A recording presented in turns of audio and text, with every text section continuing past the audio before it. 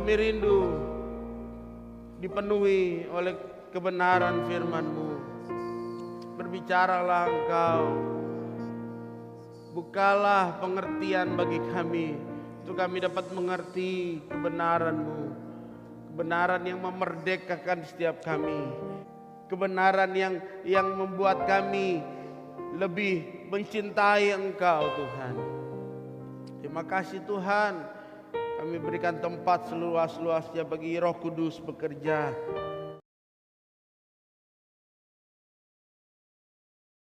Menegur kami, memberikan arahan bagi kami, menuntun setiap langkah hidup kami, agar kehidupan kami semakin hari semakin dekat dengan Engkau, semakin berjalan di dalam jalan-jalan-Mu Tuhan. Terima kasih Bapa di dalam surga, kami sudah memuji, menyembah, membesarkan nama-Mu Tuhan. Saatnya kami mau duduk diam mendengarkan kebenaran firman-Mu. Biar kiranya Tuhan rindu mendengarkan kebenaran-Mu. Di dalam nama Tuhan Yesus Kristus kami berdoa mengucap syukur. Haleluya, haleluya. Semua yang percaya katakan amin. Silakan duduk saudara. Haleluya, haleluya, haleluya. Saudara baik-baik saja. Puji Tuhan. Puji Tuhan. Kita langsung saja buka Alkitab kita. Kita akan tetap melanjutkan khotbah seri kita. Mari kita buka Alkitab kita di dalam Kisah Rasul pasalnya yang pertama.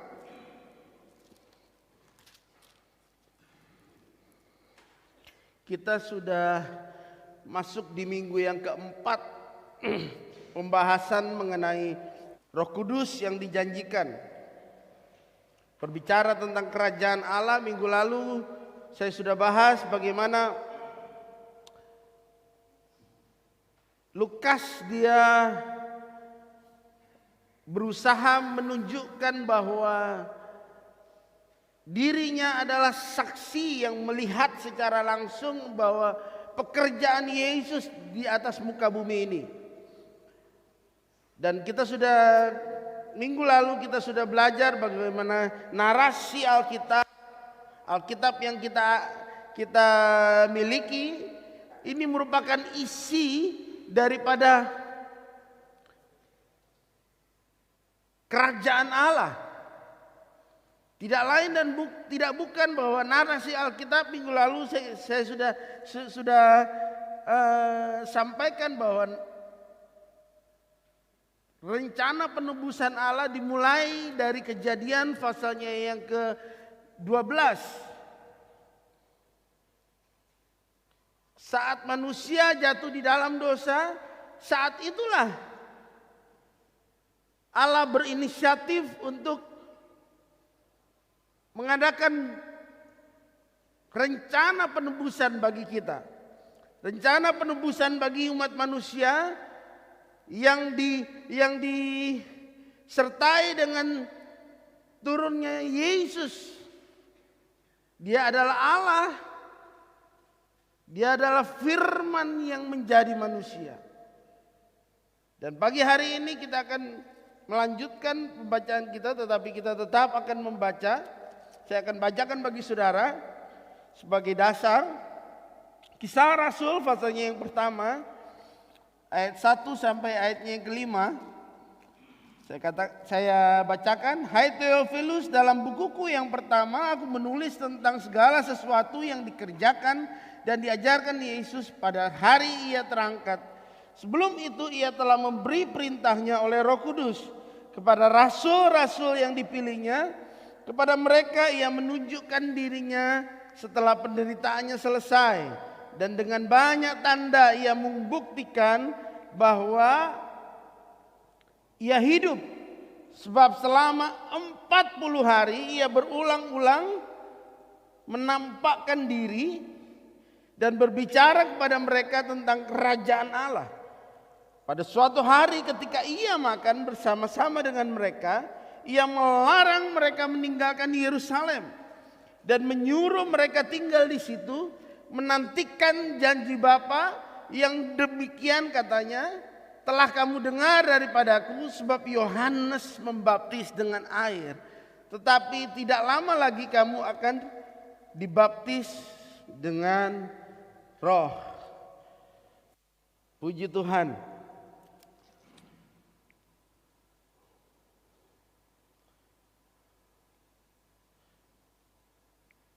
Minggu lalu kita sudah sempat belajar bagaimana rencana penebusan Allah, yaitu Allah turun ke dunia menjadi sama dengan manusia. Dimulai dari Kejadian pasalnya yang ke-12, Allah memanggil Abraham. Abraham dia keluar dari tanahnya, dari tempat asal dia berada, yaitu Ur Kasdim, dipanggil Allah untuk menggenapi rencana Tuhan. Karena melalui Abrahamlah garis keturunan sampai kepada Yesus. Abraham sampai kepada Daud, dan Daud sampai kepada Yesus. Dan minggu ini kita akan belajar melihat dari sudut pandang kerajaan Allah. Saya mau tanya dulu kepada saudara, apa itu kerajaan Allah? Karena di ayatnya yang ketiga, selama 3 minggu lalu kita sudah membahas di ayat, selalu saya tekankan di ayatnya yang ketiga. Kepada mereka ia menunjukkan dirinya setelah penderitaannya selesai, dan dengan banyak tanda ia membuktikan bahwa ia hidup. Sebab selama 40 hari ia berulang-ulang menampakkan diri dan berbicara kepada mereka tentang kerajaan Allah. Saudara, di sini nyata bahwa Yesus dia berulang-ulang menampakkan diri. Kalau sesuatu di dalam Alkitab dinyatakan secara berulang-ulang, itu berarti sesuatu hal yang penting, saudara. Suatu hal yang penting yang ingin ditanamkan, yang ingin didasarkan oleh Yesus.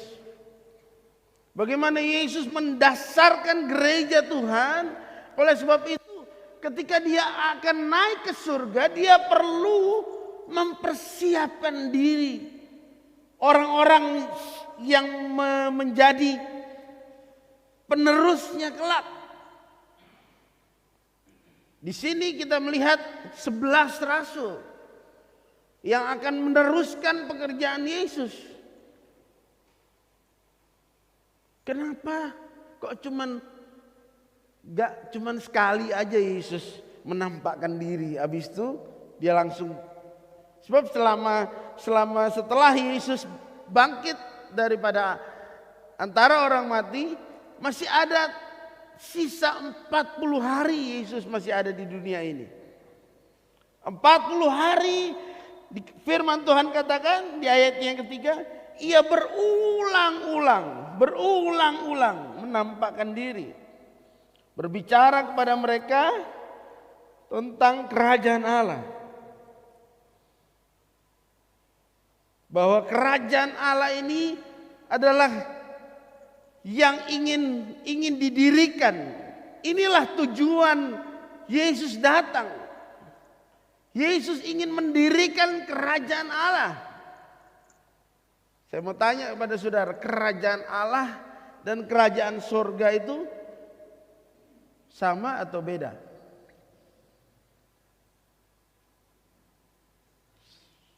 Sama atau sama? Betul. Bahwa kerajaan Allah dan kerajaan surga itu dua hal yang sama, tetapi memakai kata yang berbeda. Karena apa?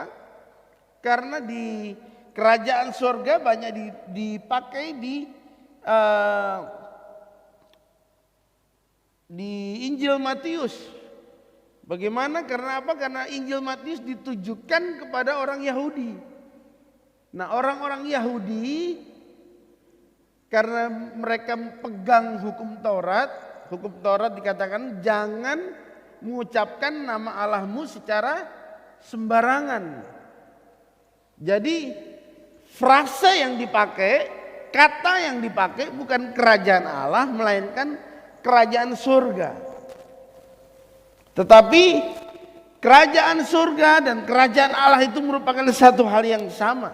Saya mau tanya kepada saudara, kerajaan surga dan surga itu sama atau beda?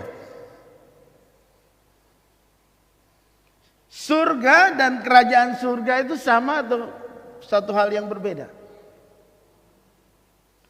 Yang sama siapa? Angkat tangan.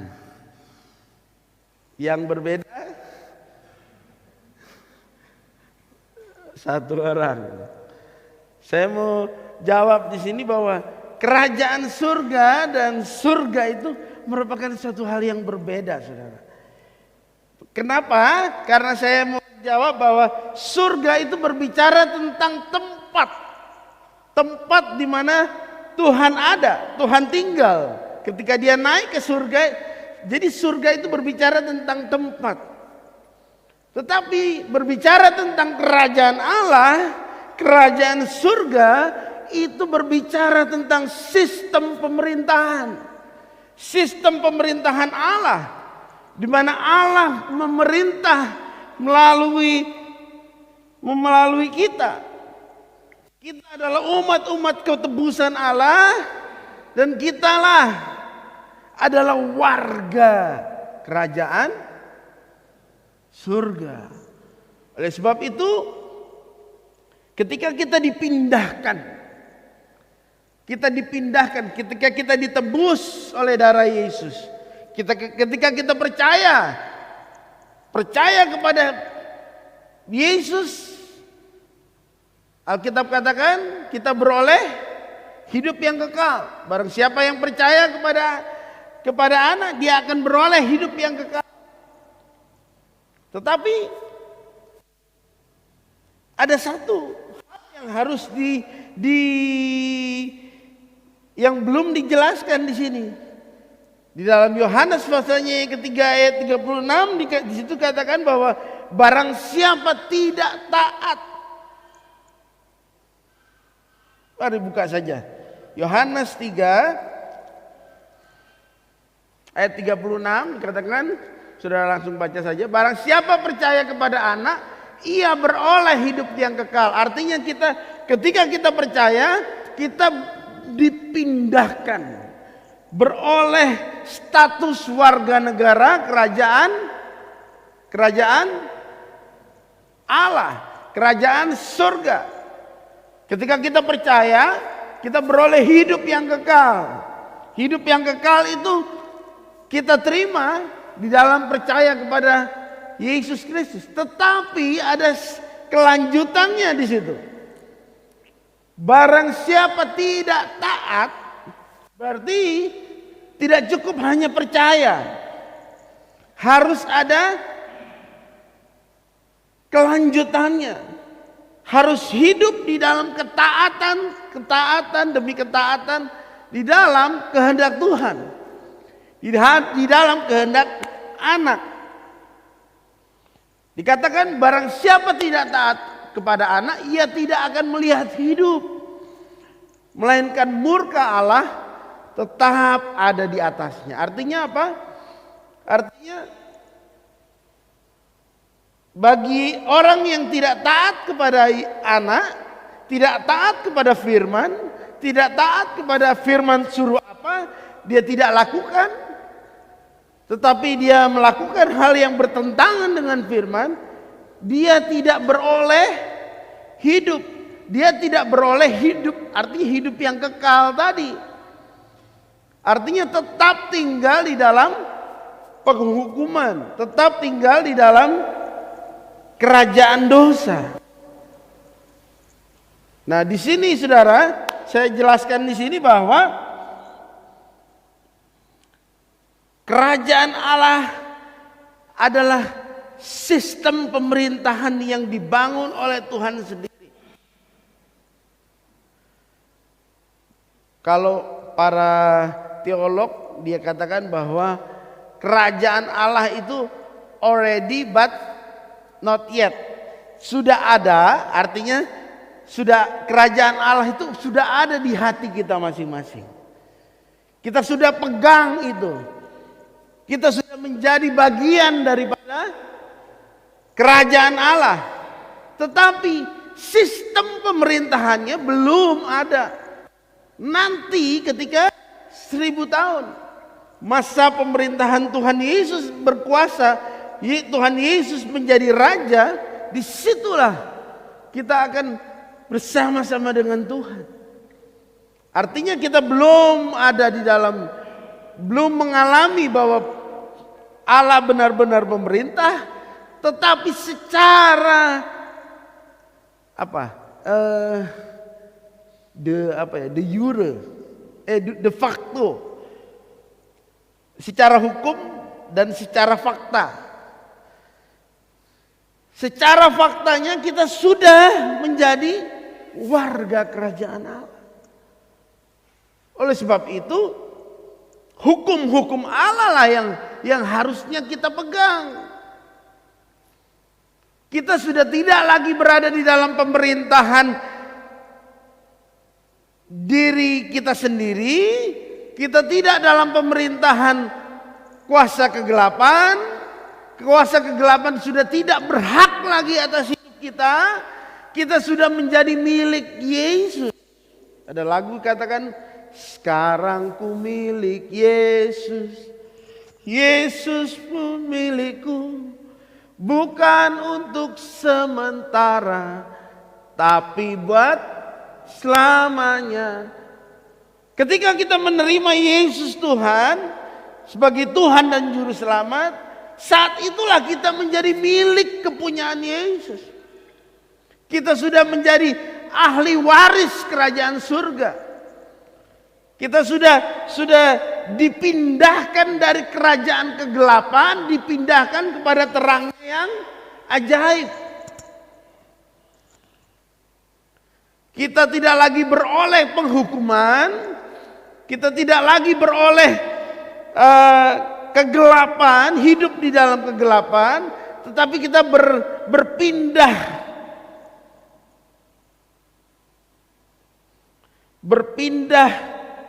tempat, berpindah kewarganegaraan.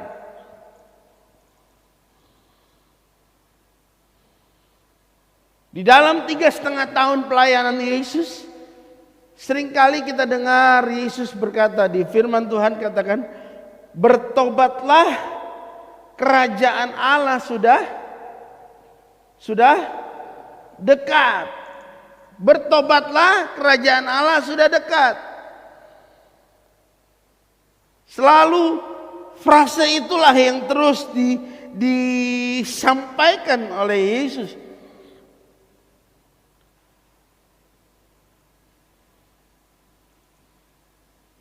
Matius 6 ayat 33, di situ dikatakan bahwa Matius 6 ayat 33, tetapi carilah dahulu kerajaan Allah dan kebenarannya.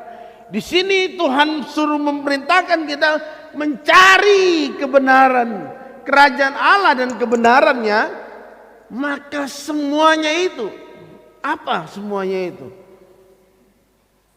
Hal-hal yang kita butuhkan, hal-hal berkat materi, hal-hal yang kita butuhkan dalam kita hidup di dunia ini, itu akan ditambahkan.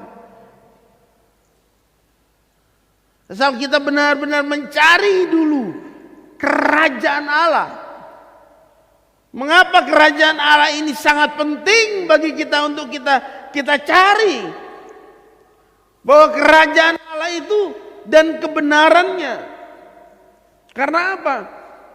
Karena walaupun kita sudah menjadi anak-anak terang, walaupun kita sudah pindah ke warganegaraan, tetapi apa?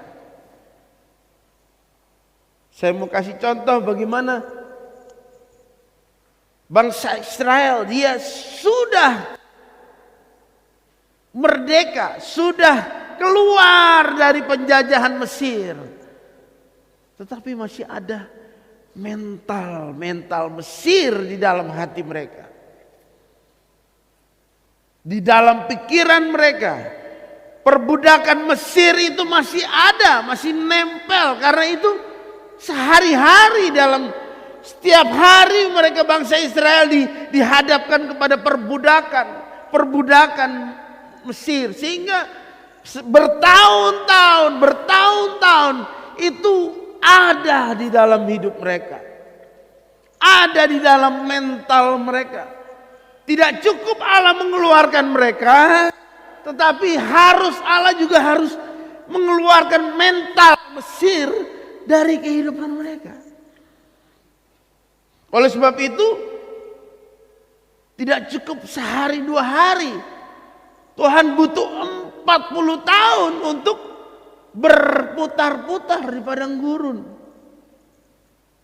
40 tahun perjalanan bangsa Israel ketika mulai keluar dari tanah Mesir sampai kepada, dan itu pun bukan generasi yang keluar yang menikmati, tetapi generasi selanjutnya.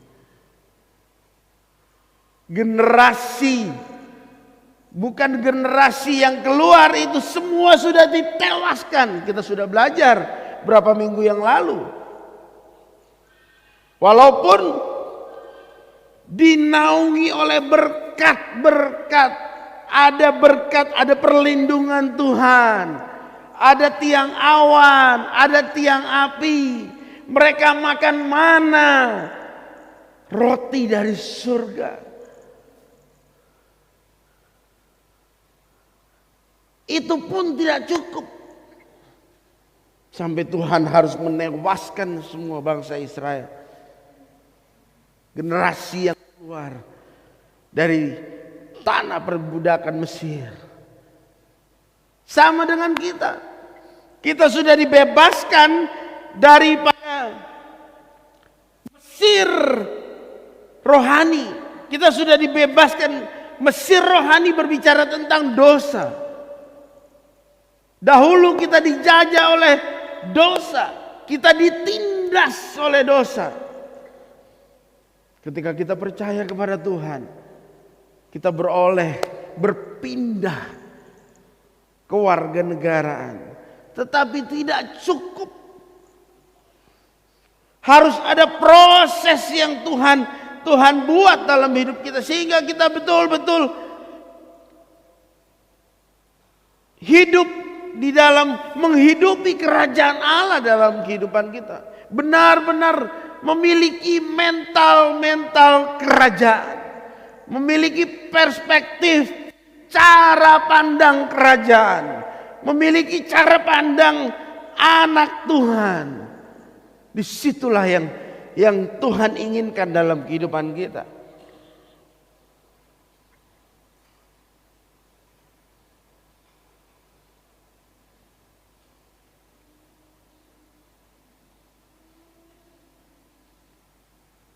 Markus 1 ayatnya yang ke-15. Markus 1 ayat yang ke-15 dikatakan bahwa katanya artinya itu huruf besar, artinya kata Yesus. Katanya waktunya telah genap. Kerajaan Allah sudah dekat. Kerajaan Allah sudah dekat, dikatakan bertobatlah dan percayalah kepada Injil. Waktunya telah dekat. Waktunya telah singkat. Bertobatlah. Berilah dirimu untuk bertobat. Benar-benar memiliki cara pandang kerajaan Allah. Kerajaan Allah dan kebenarannya itulah yang harus ada di dalam kehidupan kita. Setiap hari kita harus diisi oleh kebenaran.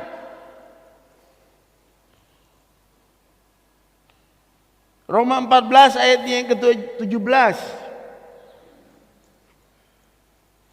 Kerajaan Allah itu ialah, sebab kerajaan Allah apa kok? Tadi kok? Bukanlah soal makanan dan minuman, tetapi soal kebenaran. Katakan kebenaran. Kebenaran. Damai sejahtera. Katakan damai sejahtera. Dan sukacita oleh Roh Kudus. Katakan sukacita oleh Roh Kudus. Inilah yang harus kita miliki.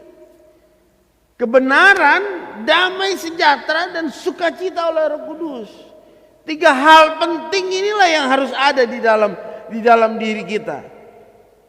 Di dalam diri anak-anak kerajaan. Kitalah adalah anak-anak kerajaan. Anak-anak yang mewarisi kerajaan Allah. Anak-anak yang mewarisi janji-janji Allah dalam hidup kita. Harus ada kebenaran, hidup di dalam kebenaran.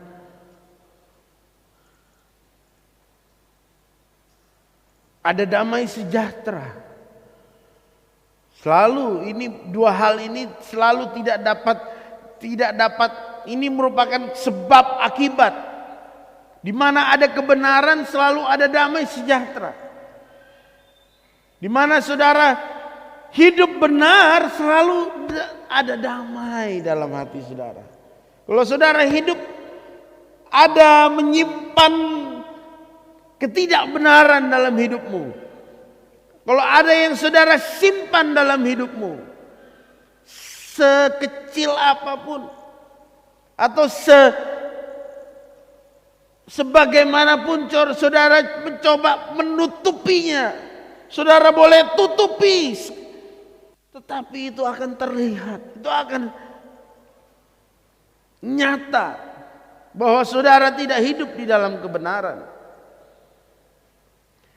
Dosa sekecil apapun yang saudara tutupi, itu sekali waktu akan dibukakan oleh Tuhan. Roh Kudus akan membukakan setiap hal-hal yang terselubung. Oleh sebab itu ada lagunya. Singkapkan semua yang terselubung, supaya ku layak di hadapan. Untuk menjadi layak di hadapan Tuhan, semua harus disingkapkan. Tidak boleh ada yang ditutup-tutupi. Tidak boleh ada yang disimpan rapat-rapat. Tidak boleh, semua harus terbuka di hadapan Tuhan. Apapun yang saudara pernah lakukan, minta ampun kepada Tuhan. Ibrani katakan, ketika saudara berdoa meminta ampun kepada Tuhan, Dia adalah Allah yang setia dan adil. Dia akan mengampuni setiap kesalahanmu. Dosa semerah kermizi akan menjadi seperti seputih salju. Itu Alkitab katakan. Saudara punya hati yang mengakui kesalahanmu. Dan saudara jangan tinggal di dalam kesalahan. Perbaiki hidupmu. Perbaiki kesalahanmu. Hidup benar di hadapan Tuhan. Maka damai sejahtera itu akan memenuhi kehidupanmu. Dan tentu saja bukan hanya damai sejahtera. Hidupmu ada sukacita.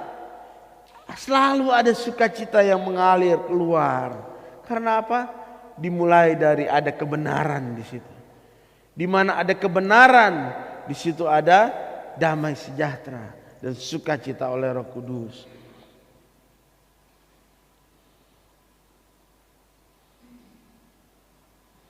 Nah, saudara, saya terus bahwa rencana penebusan itu sangat berperan penting bagi berdirinya kerajaan Allah di muka bumi ini. rencana penebusan, plan of redemption, itu sangat berperan penting. Saya sudah katakan minggu lalu bahwa rencana penebusan itu inisiatifnya siapa? Inisiatifnya Tuhan. Inilah perbedaan kita dengan kepercayaan-kepercayaan yang lain. Di mana kita, kalau yang lain, bagaimana manusia mencari Allah. Manusia mencari Allah. Tetapi kita, Allah yang turun mencari manusia. Inilah perbedaan kita. Bagaimana inisiatif Allah mencari kita orang-orang berdosa. Saya mau katakan, siapa kita, saudara? Allah yang mempunyai seluruh langit dan bumi ini, penguasa jagat raya ini, penguasa alam semesta. Alam semesta takluk di hadapan Tuhan. Sebab Allah yang menciptakan segala sesuatu. Dia adalah sumber segalanya dalamnya. Dia mengadakan rencana menebus kita. Turun ke dunia menjadi sama seperti manusia. Menebus kita. Mati di atas kayu salib.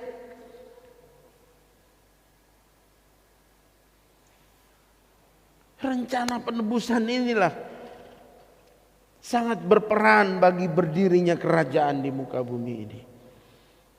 Dimulai dari inisiatif Allah untuk menyelamatkan kita, orang berdosa.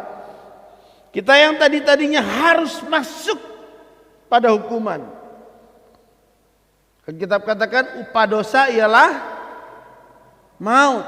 Upah dosa ialah maut. Tetapi karena inisiatif Allah, Dia menyelamatkan kita orang-orang berdosa. Kalau saya boleh gambarkan,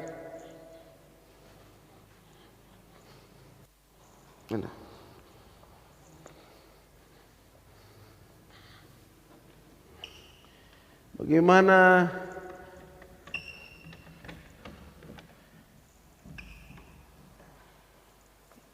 mana? Oh ya.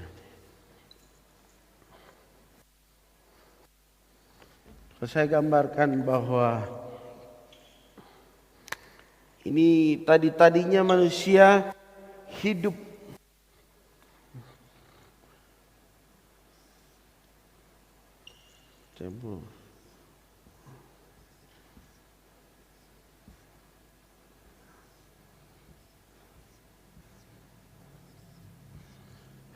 Adam dan Hawa.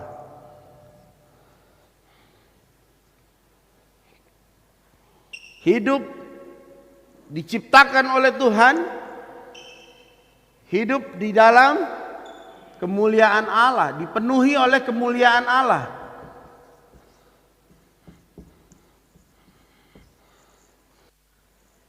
Tapi kemudian oleh karena dosa,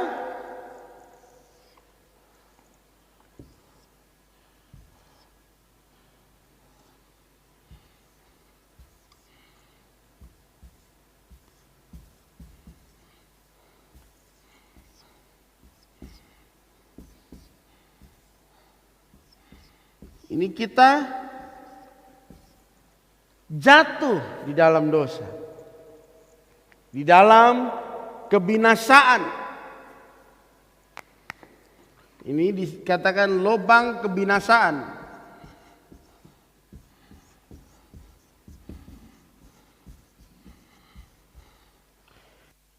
Kita masuk di dalam lubang kebinasaan, di mana kita ditetapkan untuk dihukum,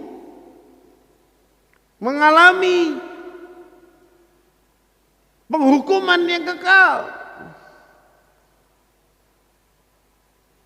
dengan kekuatan sendiri, dengan kehidupan mau hidup saleh, hidup benar, hidup dengan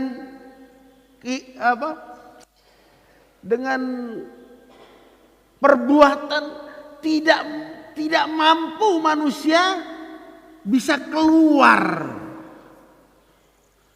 bisa ada di sini kembali, tidak akan mungkin. Dengan perbuatannya tidak mungkin. Perbuatan tidak mungkin.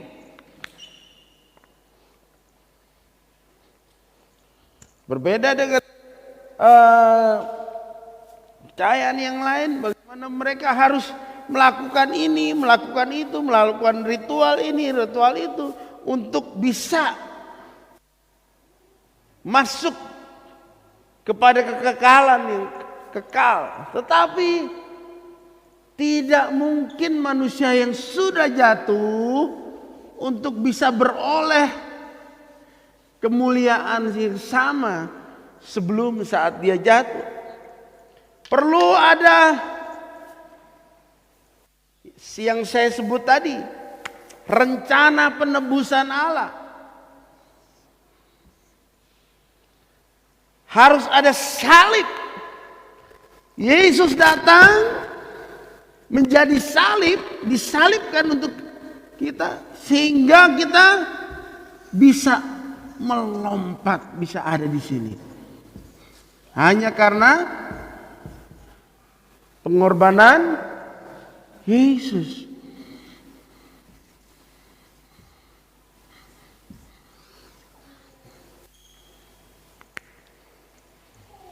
Kita tidak lagi ada di sini, tetapi kita sudah diselamatkan. Nah, saudara, disinilah kita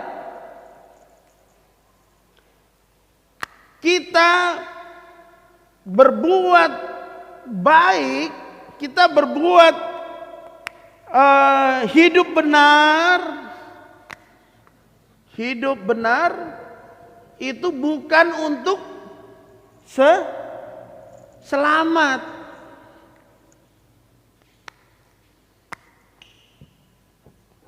Kalau orang lain, kalau yang lain, mereka di dalam sini tetapi mereka mencoba hidup benar untuk selamat.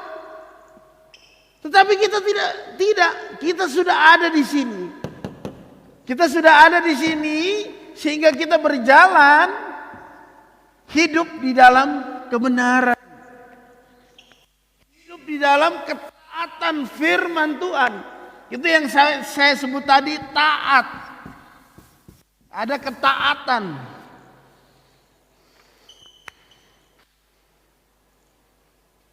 Saudara di sini mengerti?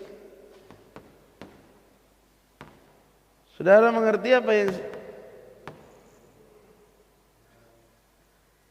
Saudara di sini saudara tidak akan mungkin nih bisa taat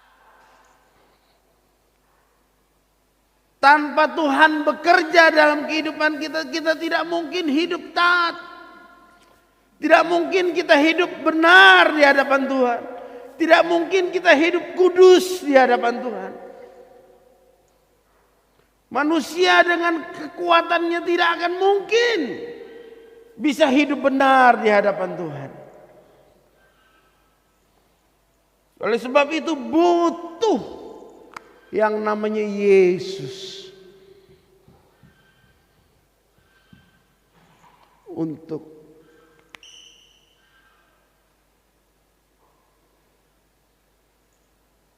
mengangkat kita. Kita dipindahkan dari yang tadinya harus mengalami penghukuman kekal, kita dipindahkan menjadi anak-anak terang, ahli waris kerajaan surga. Semoga ini bisa sedikit menjelaskan kepada saudara bagaimana ini prinsip kekristenan. Ini prinsip kekristenan yang kita anut.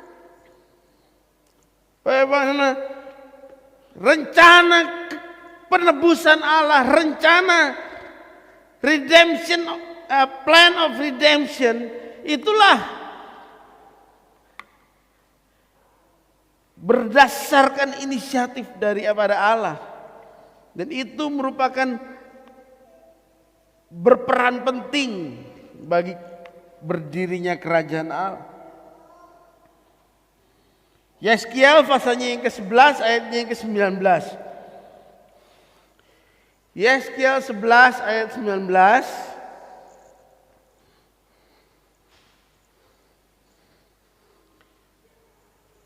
Aku akan memberikan mereka hati yang lain dan roh yang baru di dalam batin mereka. Juga aku akan menjauhkan dari tubuh mereka hati yang keras dan memberikan hati yang taat. Saya katakan tadi, tidak mungkin kita hidup taat, tidak mungkin ketaatan itu kita miliki tanpa pekerjaan daripada Roh Kudus. Kita tidak mungkin hidup berkenan. Saudara, dengan kekuatan saudara tidak akan mampu. Karena apa? Karena manusia tadi sudah jatuh di dalam dosa. Manusia ini kondisinya itu sudah korup, sudah rusak. Gambar dirinya sudah rusak. Bagaimana iblis merusakkan gambar diri manusia? Iblis merusakkan citra Allah di dalam kehidupan kita, sehingga kita dirusakkan, sehingga kita tidak bisa lagi hidup taat, hidup mengenal hal-hal rohani, mengenal, melihat hal-hal yang akan Tuhan sediakan dalam kehidupan kita. Kita tidak bisa, saudara. Bahkan untuk saudara bisa datang ada di tempat ini, saudara datang di gereja, setia datang di gereja, itu tanpa Roh Kudus yang menggerakkan saudara, tanpa kuasa Tuhan yang ada di dalam diri saudara, saudara tidak akan mungkin bisa hidup benar, hidup taat. Katakan bahwa aku akan memberikan hati yang baru. Aku akan memberikan hati yang taat. Jadi ada yang diganti, ada yang diganti di dalam hidup kita. Hati yang baru.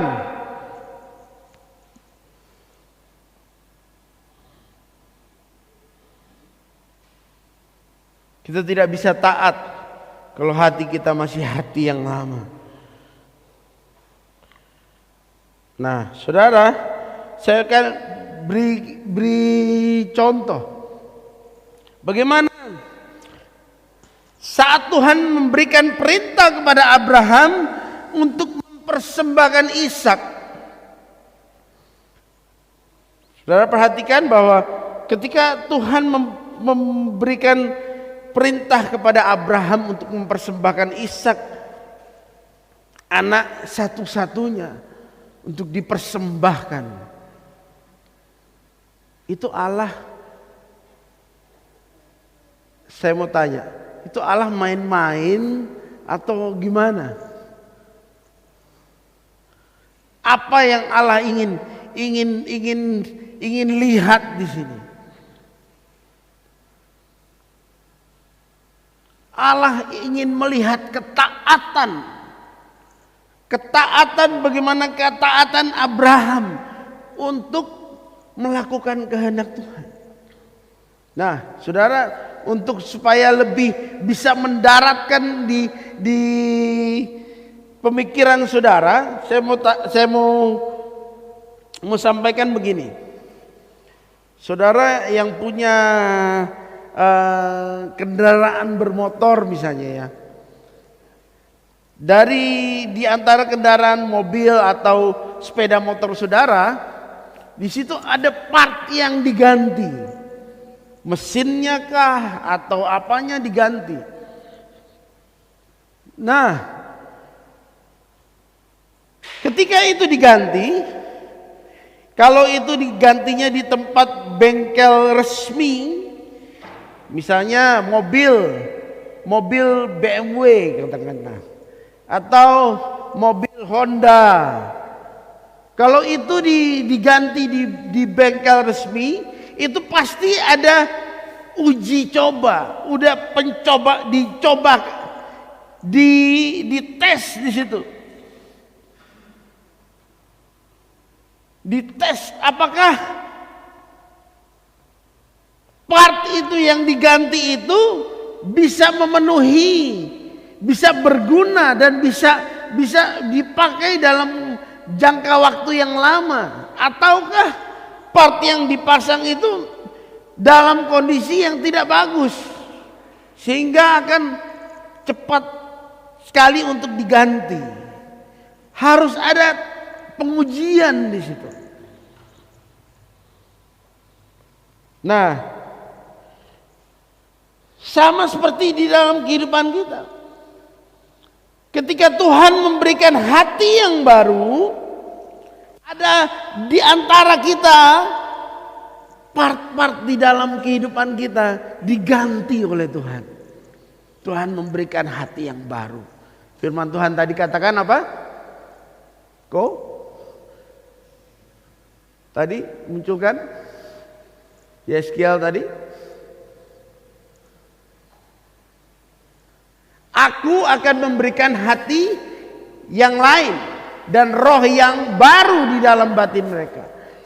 Dan juga aku akan menjauhkan dari tubuh mereka hati yang keras dan memberikan mereka hati yang taat. Jadi ada hal yang diganti dalam hidup kita.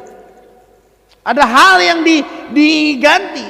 Oleh sebab itu ketika Tuhan mengganti, itu harus dicoba, harus diuji coba di situ. Harus ada pengujian. Iman itu harus diuji. Harus diuji.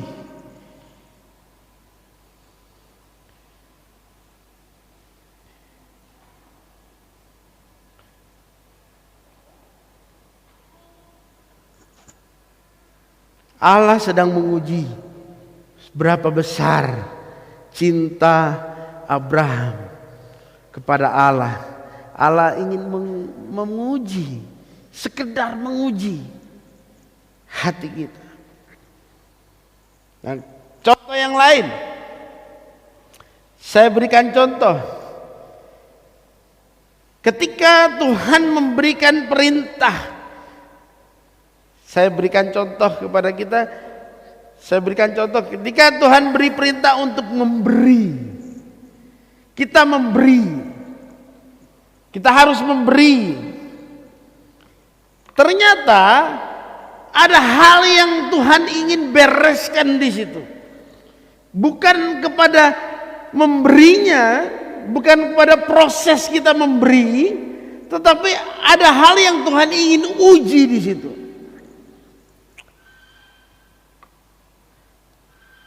Tuhan sedang ingin menguji apakah kita memiliki kecenderungan hati yang serakah, kecenderungan hati yang ingin memiliki segala sesuatu. Serakah itu apa?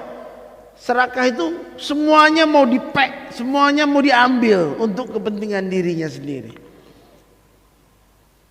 Tetapi ternyata ketika itu digali lebih dalam, dikuliti lebih dalam, ternyata keserakahan itu bukan dari apa-apa, dari hati yang tidak percaya akan pemeliharaan Tuhan. Oleh sebab itu ketika bangsa Israel diberikan mana, Tuhan katakan bahwa itu jangan ambil lebih, ambil secukupnya. Ada yang ambil lebih, gak percaya akan pemeliharaan Tuhan. Gak percaya akan Tuhan pelihara hidupnya. Sehingga mumpung ini ada, mumpung. Jadi saya mau katakan bahwa aji mumpung. Ini mumpung ada ini loh, ada ini. Sehingga semua ingin diambil. Disitulah disebut keserakahan. Untuk supaya Tuhan ingin membenahi hal-hal, untuk supaya di dalam kehidupan saudara tidak timbul keserakahan, untuk itu Tuhan memberikan perintah kepada saudara, mari silakan, saudara harus memberi. Jadi bukan kepada core-nya itu Tuhan ingin memperbaiki hati saudara, supaya saudara percaya akan pemeliharaan Tuhan. Bukan hanya kepada memberinya, tetapi kepada percaya akan pemeliharaan Tuhan.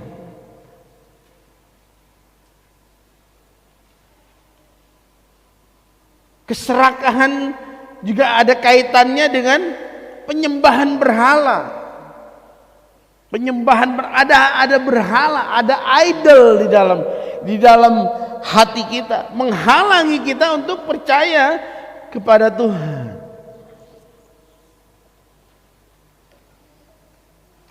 Puji Tuhan. Disinilah satu contoh bagaimana kerajaan Allah itu harus ada di dalam kehidupan kita.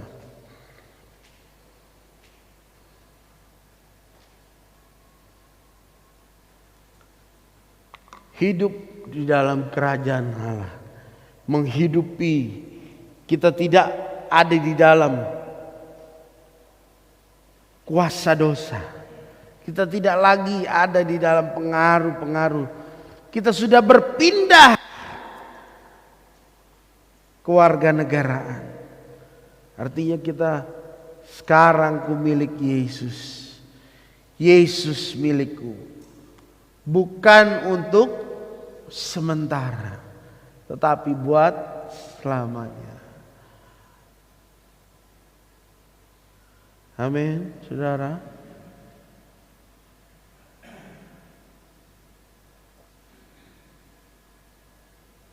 Harus ada yang kita rela untuk memberikan kehidupan kita diatur sepenuhnya kepada Tuhan. Bagaimana kerajaan Allah itu tinggal di dalam hati kita, dan Allah itu berdaulat sepenuhnya. Allah itu mengatur sepenuhnya kehidupan kita. Kita tidak lagi dalam pengaturan kuasa kegelapan, kuasa-kuasa yang dahulu menguasai hidup kita. Dahulu kita hidup di dalam keserakahan, dahulu kita hidup di dalam ketidakpercayaan kepada Allah, dahulu kita hidup di dalam penyembahan berhala. Tetapi ketika kita menerima kerajaan Allah, di situ kita sudah belajar 3 hal apa? Kebenaran, terus apa? Apa? Damai sejahtera. Ketiga, sukacita Roh Kudus. Amin. Biarlah ini menjadi berkat bagi kehidupan saudara. Haleluya, haleluya. Saya undang main musik.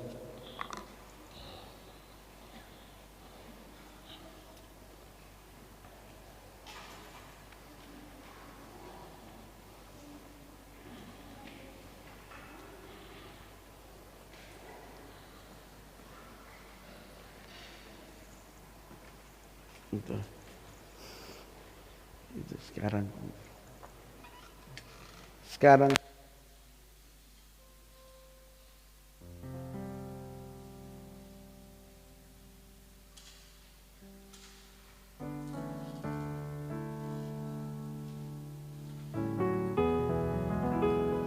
Sekarang ku milik Yesus, Yesus pun milikku.